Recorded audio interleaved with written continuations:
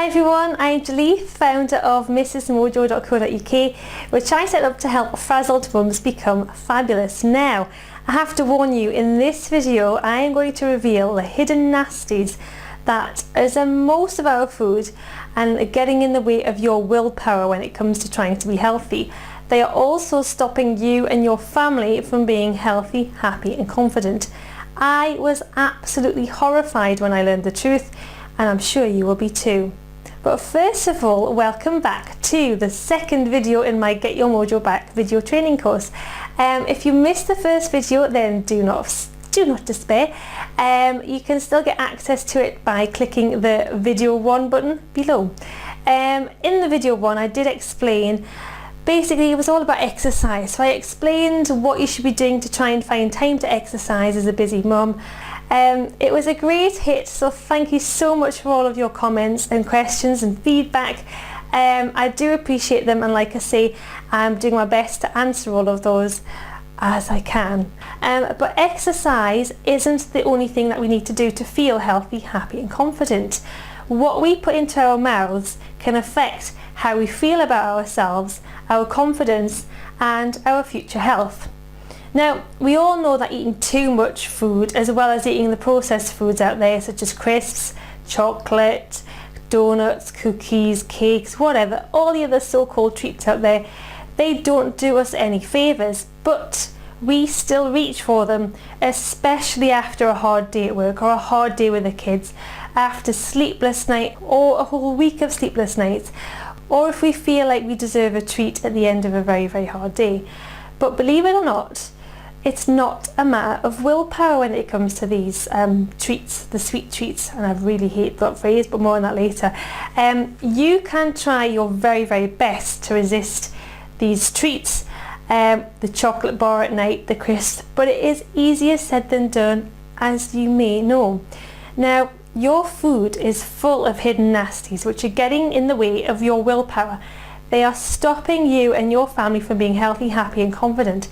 And there are some real shockers, so be warned. Right, I've talked about before about aspartame, which is also known as the E number E951. Now don't worry, there will be a PDF that you can download with this video with just got all of the top information, so you don't need to take notes necessarily. So aspartame, it can cause high blood pressure, seizures, depression, numbness, aching muscles and dizziness. Now, pretty much these things you don't want to have and you don't want your kids to have, right? Well, aspartame is in over 6,000 food products that are out there on the shelves in our supermarkets.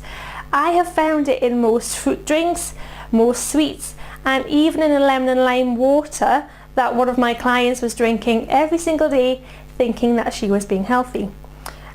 Pretty much anything labelled as sugar-free may have aspartame in it, because if it's labelled sugar-free, it generally means it's got added rubbish, okay? Avoid it at all costs if you can. Now, saccharine, also known as E954, is another shocking hidden nasty. This was an anticipated human carcinogen for many, many years. Now, what this means is it was suspected that it may cause cancer. Now, recent research has put a bit of sort of doubt over this, and they seem to think that it may not cause cancer. However, if you want, or if something, personally, if something may have been able to cause cancer, it's still not something I want to eat, yet it's in loads of our foods. And again, the research, and this is me with my journalistic hat on, who has paid for the research to say that it's not going to cause cancer? So just be aware of that, especially with the lots of things that you may read in the paper. There's a lot of research out there that has been paid for by the food manufacturers themselves, and I'm not saying they can I'm not saying that they can sort of tweak the evidence, but they can certainly cast doubt on evidence, so just be aware of that. So back to saccharin. It is known to cause irritability, insomnia, headaches, itching and diarrhea. So again, day-to-day things that you generally do not want to have. You're sleep deprived enough as it is with your kids, never mind adding saccharine to you, causing insomnia. So a client came to me. She had really bad skin and really bad tummy pains, and I sort of had a quick chat with her, just a very, very quick chat about her diet. And I noticed when I was in her house, she made me a cup and she put some sweetener in her tea. I says, oh, do you not have sugar? Oh no, I know all of the bad things about sugar, so I'll stick to my sweetener. And I looked at our sweetener, and sure enough, it was one of the sweeteners that is purely saccharine. So I said, right, okay, you need to cut this out of your diet ASAP. So she did. She stopped using it and switched to unrefined organic cane sugar instead. And within days, her skin had cleared up and she no longer had any upset stomachs whatsoever. Another shocking hidden nasty to watch out for is monosodium glutamate, which is also MSG. Now, MSG is an isolated amino acid, and it is used a lot in a lot of foods as a flavour enhancer, which is addictive. So MSG is addictive. Now, it's linked with obesity due to the effects it has on the part of your brain that is linked to appetite. So basically, it's addictive and it's telling your brain that you're not quite full when you are, and it's causing a lot of people out there to overeat. So you basically become addicted to the foods that have the MSG in them, and you become in a state where you want to overeat, and it's nothing to do necessarily with you, it's the MSG's effect on the part of your brain that controls appetite. So what this means to you is you're eating more of the food that you don't need when you're not even hungry, and it's addictive, so you want to eat more of those foods. So basically no good for you at all. So MSG has an E number E621, okay? And the bad, shocking news is that by law it's only required to be listed on ingredients if it is in its pure form, okay? So it only has to be listed on your ingredients if it's in its pure form. So believe it or not, I found it listed in its pure form in the brand of stock cubes that I used to use. And again, I thought they were not bad stock cubes, found MSG in them, don't use them anymore. In fact, I've since found it in most of the gravy granules and gravy products. And recently, I was at a talk for my little boy who's about to start primary school, and it was a talk by a health and wellbeing officer who worked for the council, and he was there to sort of give you ideas as to how you can give your kids healthy snacks, healthy packed lunches, and just to give an example of what they teach kids in school. And one of the mums, when they came to talk about snacks, said, yeah, okay, I know I'm not supposed to give them crisps because of saturated fat, which again, there's loads of research that just shows this is all bad information, but more about that later. So I give my kids quavers, and the guy said, yeah, quavers are fine. I had to stop myself physically from getting up and shouting and saying, what on earth are you saying that for? Because quavers, one of the main ingredients in quavers is MSG. And remember, it only has to be listed if it's in its purest form. And it is listed in quavers. So I was just gobsmacked at this guy. I was horrified, and I had a word with him afterwards and said, look, why on earth are you, as a supposed health and wellbeing officer, telling parents to give their kids quavers as a snack or as part of their packed lunches? Again, MSG is in Snacker Jacks as well. I used to try and eat Snacker Jacks when I'd put on weight just before I got married and I was trying to lose weight, and again, this is all before my nutrition expertise. I used to think, oh yeah, Snacker Jacks are healthier than crisps, I'll eat Snacker Jacks. There's MSG in Snacker Jacks. I used to eat loads of the Snacker Jacks thinking I was healthy. Now I know why. I totally became addicted to them. If you think MSG is bad, then unfortunately it's got a partner in crime. Their partner in crime is called free glutamic acid. Now this causes the same problems that MSG can cause. So again, it's addictive and it's affecting your appetite, making you want to eat more. Free glutamic acid is present in yeast extract, hydrolyzed protein, whey protein isolate, soy protein isolate, carrageenan, and most natural flavourings. Now, if you see the word natural on a food packaging, then you will think it is healthy, and this is what the food manufacturers rely on you to think. it's not the case. There are lots of natural ingredients out there that are not good for you, and the free glutamic acid in its form, especially in the natural flavourings, is not good for you. Now, I have stopped eating because I found free glutamic acid in my food, supposedly healthy Dorset cereals. I couldn't believe it was in there, but do you know what? It's in one of their variations of muesli. I found it in my favourite healthy-ish oat cookies. So yeah, I'm a human. I like to have a little snack now and again, and I'd found a nice oat cookies, and I thought, do you know what? If I haven't got time to make my own, I can have these. No, found natural flavourings in them. I also found it in one of my favourite 85% dark chocolate brand. Now again, we all know dark chocolate's good for you, especially 85% plus. It had low sugar, which was good, but what else did it have? Natural flavourings. And again, I had become addicted to this chocolate, so I was having 2 squares a day. Now I know why.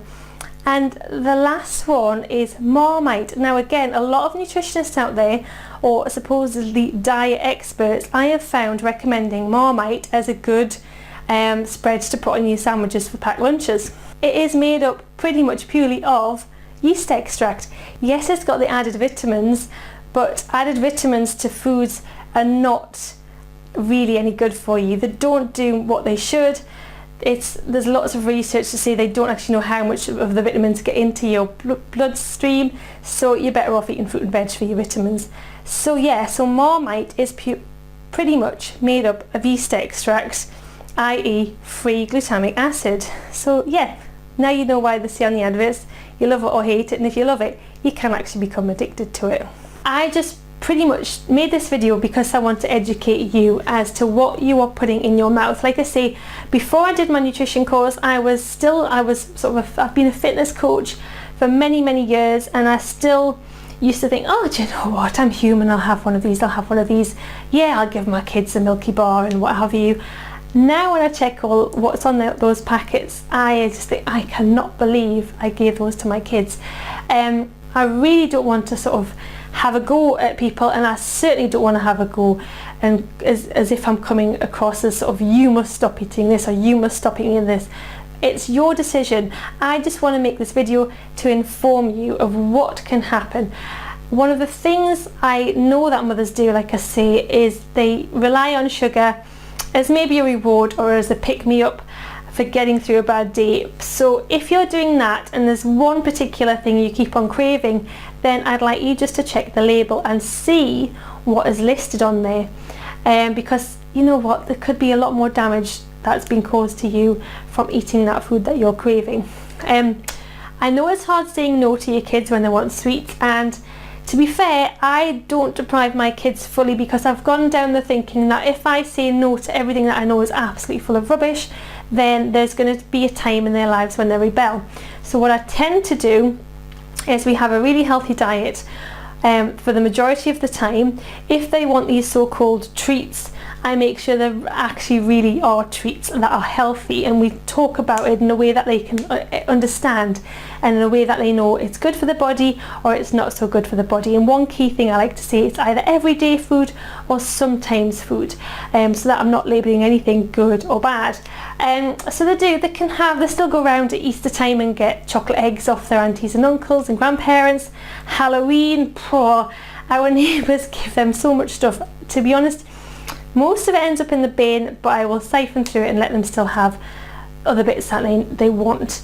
And obviously Christmas, do you know what, they get some stuff at Christmas as well.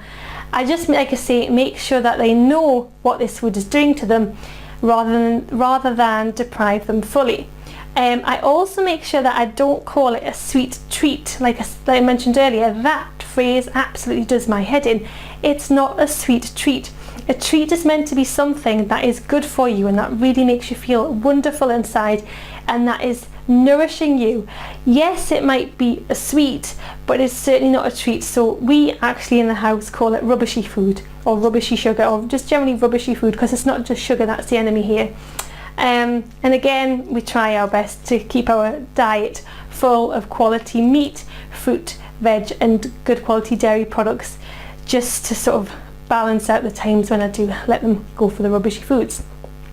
I do know that this is a lot to take in, and I sincerely hope that this video has helped you just be aware of what we're eating and may not be so sure of, and I hope it's given you lots to think about. And like I say, there is a PDF to go with this one that you can download because there's so much information in there, and because I've got a quick little exercise that I would like you to do for this coming week. So what I'd like you to do is have a look down the supermarket aisles, and especially sort of the processed foods, so your ready meals, your cheese strings, they're all processed food, and your other sort of cheaper meats. I'd like you to go down the confectionery aisle if you can brave it, so checking out the crisps, the chocolate and the biscuits. Maybe have a look at the soft drinks and cordials, have a look at those, all of your pre-packaged meals, your refined baked goods such as your cakes and your donuts in the bakery sections, and your low-fat foods or your so-called healthy option foods. Now I've noticed Tesco have recently started to put lots of what they deem to be healthy snacks at their tills and the checkouts rather than the sweets. Unfortunately, I don't know who's picking those healthy foods, but they're actually not that healthy. So if you want to have a look at those and see what's in those labels as well. We've got your cheap sausages, your ham, your bacon, your burgers and your pies as well. So just have a bit of fun with it.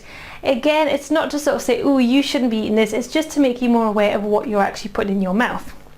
And I'd love to know what you find out, and it's just like a bit of fun, like I say, but yeah, please get in touch. Let me know what you find out in that little exercise. Okay, so that's all for now. If you've got any questions or comments, then please leave them in the boxes below, and of course I will be checking them as often as I can and getting them back to you. If you think that the information in this video is of interest to your friends, or you really think you'd like to pass it on, please share it. The more people that see it, the more the merrier. I really want to make it my mission to help you mums out there just be healthy, happy and confident, and like I said earlier, what we put into our mouths has a big effect on that. Thanks for watching, and in my third and final part of your Get Your Mojo Back series, I am going to be revealing how to be motivated, so how to stay motivated even when you've had 2 hours sleep, it's cold and dark outside and your kids are running riot. And take care.